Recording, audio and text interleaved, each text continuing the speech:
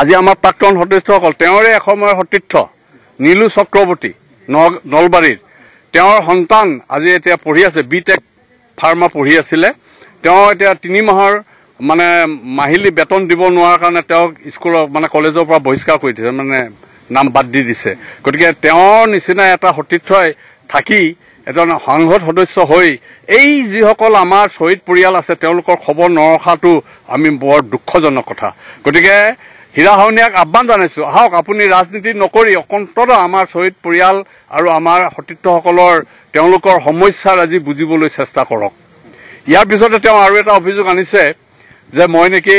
1997 চনৰ 21 ডিসেম্বৰত যেতিয়া বাংলাদেশত ধৰা পৰিছিল মোৰ পৰিবাৰৰ জন্মদিন উদযাপন কৰিবলৈ গৈছিল চক মই গাঁৱত জন্ম হোৱা ল'ৰা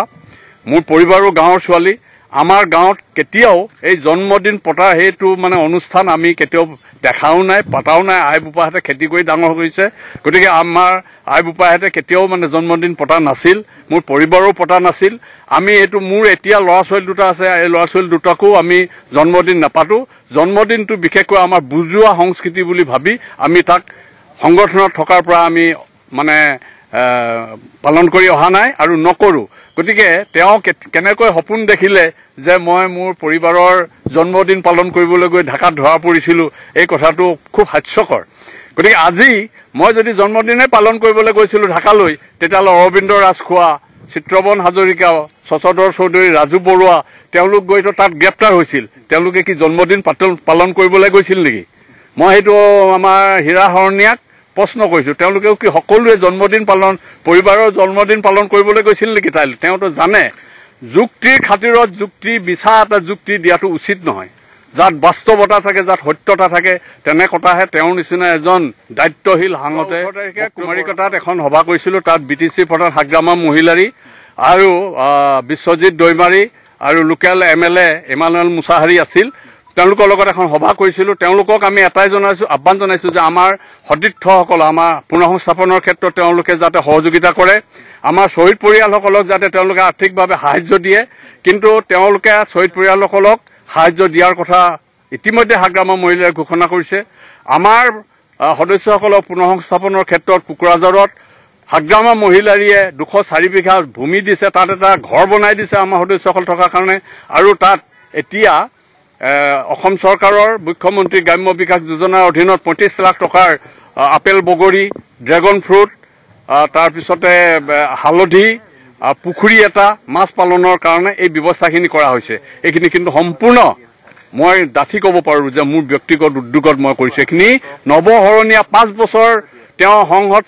সংসদ সদস্য হৈ থাকি তেওঁ কিন্তু এইখিনি কৰা নাই তেওঁ কৰাৰ সম্পূৰ্ণ ক্ষমতা আছিল তেওঁ এটা ৰাজনীতি কৰিছে তেওঁ আলফা যদি নহলহেঁতেন তেওঁ কোনে চিনি পালেহেঁতেন মই যদি আলফা নহলোহেঁতেন মোক আজি অনুপ চেতিয়া হিচাপে কোনে চিনি পালেন অসমৰ মানুহে কোনে চিনি পালেহেঁতেন গতিকে মই যাৰ পৰা মোক চিনাক্ত হ'ল মোৰ অতীতটো কেতিয়াও পাহৰি যাব নালাগে মই হীৰা হৰণীয়াক অনুৰোধ জনাইছো আপুনি নিজৰ অতীতটো পাহৰি নাযাব আপুনি আলফাৰ কাৰণেই আপুনি সংসদ সদস্য হৈছে এই কথাটো আপুনি পাহৰি নাযাব আৰু যদি ভাবে যে আলফা নকৰাকৈ মই সংসদ সদস্য হলো সেইটো এটা ভুল ধাৰণা গতিকে আপুনি য'ত জন্ম হৈছে আপোনাৰ তাক পাহৰি যোৱাটো অতীতক পাহৰি যোৱাটো কেতিয়াও উচিত নহয় এই কথাটো মাননীয় সাংসদ সদস্য আমাৰে এসময়ৰ সতীৰ্থ হীৰা যোৱাকালি দেখিছো ছচিয়েল মিডিয়াত হীৰা হৰণীয়াই মোক মানে অৰ্ডিনাৰী মানুহ বুলি কৈছে মই অৰ্ডিনাৰী মানুহেই এটা তেওঁ সত্য কথাই কৈছে তাৰ কাৰণে তেওঁক ধন্যবাদ জনাইছো কাৰণ মই সাংসদ বা বিধানসভাৰ সদস্য বা মন্ত্ৰী নহয় সাধাৰণ মানুহেই মই সাধাৰণ মানুহ হিচাপে থকাটো বিচাৰো গতিকে সাধাৰণ মানুহ হৈও ৰাইজৰ সেৱাত বিশেষকৈ আমাৰ প্ৰাক্তন সতীৰ্থসকলৰ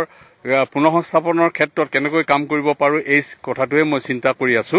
আৰু আজি যিখন ইয়াত ছাগলী ফাৰ্ম উদ্বোধন হ'ব এটো একদম মই দাঠি ক'ব পাৰো যে মোৰ ঐকান্তিক প্ৰচেষ্টাৰ ফলতে এটো সফল হৈছে আৰু একেলগতে আৰু এখন ডাইৰং গলপৰাটো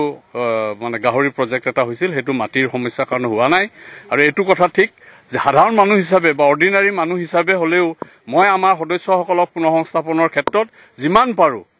চেষ্টা কৰি গৈছো আৰু চেষ্টা কৰি যাম হীৰা হৰণীয়াৰ বক্তব্যত মই কেতিয়াও পিছ নোহোকো কিন্তু এটা কথা দুখ লাগে যে হীৰা হৰণীয়া যোৱা 5 বছৰে তেওঁ এমপি হৈ থাকিল 5-25 কোটি টকা তেওঁ পাই বুলি মই শুনিছো, মই দেখা নাই, পাই বুলি শুনিছো যে সাংসদৰ এটা পুঁজি থাকে। তেওঁ কিন্তু সেই 25 কোটি টকা আমাৰ সদস্যসকলৰ ক্ষেত্ৰত মই কতো পোৱা নাই যে পুনৰ সংস্থাপনৰ ক্ষেত্ৰত ক'ৰবাত তেওঁ ব্যয় কৰিছে। এতিয়া তেওঁলোকে ভাবিব ৰাজনৈতিক দল খোলো নে কি কৰো সেইটো পিছৰ কথা, কাৰণ তেওঁতো কিবা এটা চিন্তা কৰিছে। কাৰণ এটা কথা হৈছে কি, আমি আমাৰ বিশেষকৈ মোৰ ব্যক্তিগত স্বাৰ্থৰ কথাটো মই চিন্তা কৰা নাই। এতিয়া ব্যক্তিগতভাৱে মই লাভ হৈছো বুলি বহু কথা ওলাব, এইটো তাৰ কাৰণে মই মানে ভীতিগ্ৰস্ত নহয়। কিন্তু মই ভাবো আমাৰ যিসকল সতীৰ্থ এইসকলে দুবেলা দুমুঠি ভালকৈ খাবলৈ পাওক, মই এইটো কথা বিচাৰিছো। আমাৰ শ্বহীদ পৰিয়ালসকলক যাতে সন্মানেৰে তেওঁলোকৰ সন্তানসকলে জীয়াই থাকিব পাৰে, সেই দুবেলা দুমুঠি খাই পেলাই এটা বাসস্থানৰ ব্যৱস্থা কৰিব পাৰে, সেই কথাটো চিন্তা কৰিয়েই মই BTC অঞ্চলতে হওক বা সমগ্ৰ অসমতে এই আমাৰ সংস্থাপনৰ কাৰণে কামখিনি কৰি আছো। আৰু এইখিনি দেখিয়েই তেওঁৰ যিহেতু এতিয়া BTADত কিবা